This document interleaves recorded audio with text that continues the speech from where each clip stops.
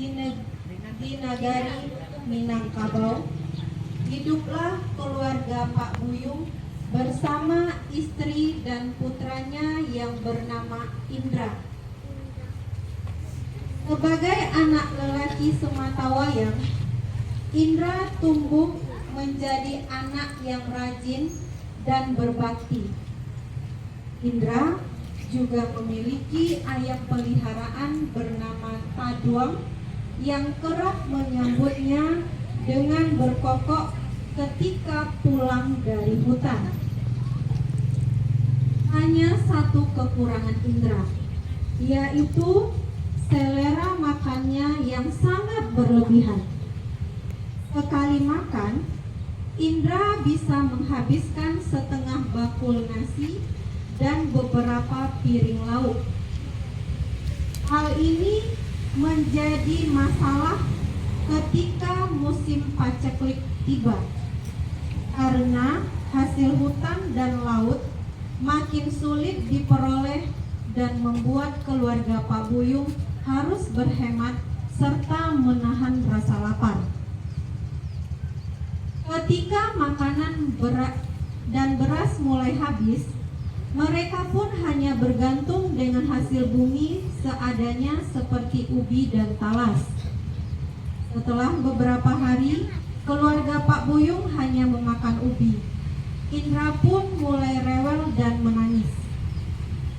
Ia mengeluh kelaparan dan meminta kedua orang tuanya untuk mencarikannya makan.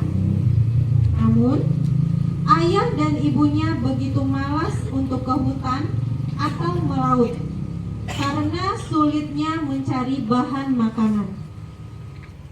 Pak Buyung yang kesal kemudian menghardik anaknya yang terus menarik. "Anak malas, kalau kamu lapar, cari sendiri makanmu ke hutan atau ke laut," ujar sang ayah.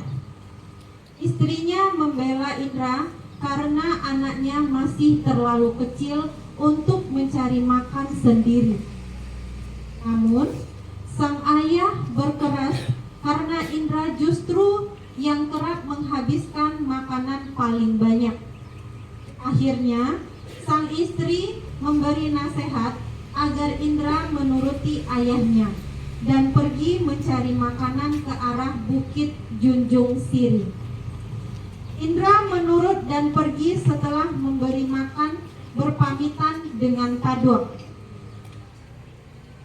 Malam, Indra kembali dengan tangan kosong tanpa bisa mendapatkan bahan makanan. Keesokannya, Indra kembali diperintah ayahnya untuk mencari makan di laut. Namun, lagi-lagi ia pulang tanpa hasil. Indra menuruti perintah sang ayah hampir sebulan lamanya tanpa hasil hingga ia juga kelelahan. Saat ia meminta izin untuk beristirahat, sang ayah justru marah dan menyebutnya anak pemalas. Indra yang tak berani melawan sang ayah akhirnya pergi melaut. Tanpa disadari, sang ibu mengikutinya ketika Pak Buyung tengah mencari bahan makanan di hutan. Sang ibu membawa pulang kerang pensi yang kemudian dimasak menjadi pange. Namun sebelum makan, Pak Buyung khawatir bahwa makanan itu tidak cukup untuk mereka bertiga. Pak Buyung pun meminta istrinya untuk menghabiskannya diam-diam tanpa sepengetahuan Indra. Sebagai tanda, mereka akan menyembunyikan makanan jika Taduang berkokok, tanda Indra sudah mendekat. Benar saja, ketika Taduang berkokok, mereka segera membersihkan makanan dan mencuci tangan. Indra yang kelelahan tidak mendapatkan ikan sepulang dari laut.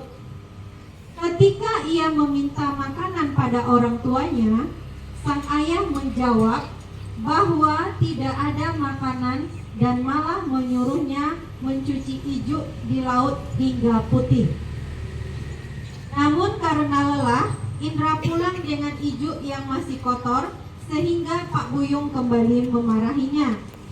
Dengan rasa lelah, Indra kembali ke laut untuk mencuci lagi ijuk yang dibawanya hingga benar-benar bersih.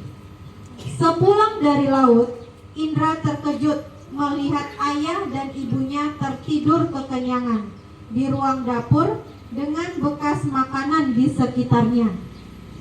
Di periuk hanya tersisa sedikit kuah dan daging pensi, bekas makanan kedua orang tuanya. Indra sedih karena orang tuanya berbohong. Namun, sebagai anak yang berbakti, ia hanya tidak bisa marah. Indra pun menceritakan keluh kesahnya pada Taduang di sebuah batu besar dan dibalas dengan bunyi kokoknya. Tiba-tiba, Taduang terbang dan membawa Indra hingga batu besarnya itu terangkat. Makin tinggi Taduang terbang, terjadi hal yang aneh karena batu yang dibawa makin membesar. Melihat Taduang yang semakin tidak kuat lagi, Indra menyentakkan kakinya hingga batu tersebut jatuh menghantam bukit di sekitar lautan. Batu tersebut membentuk lubang memanjang, dan dengan cepat air dari laut menyusut hingga memenuhi lubang dan akhirnya mengaliri membentuk sungai. Sementara keberadaan Indra dan Taduang hilang tanpa jejak dan tidak diketahui keberadaannya.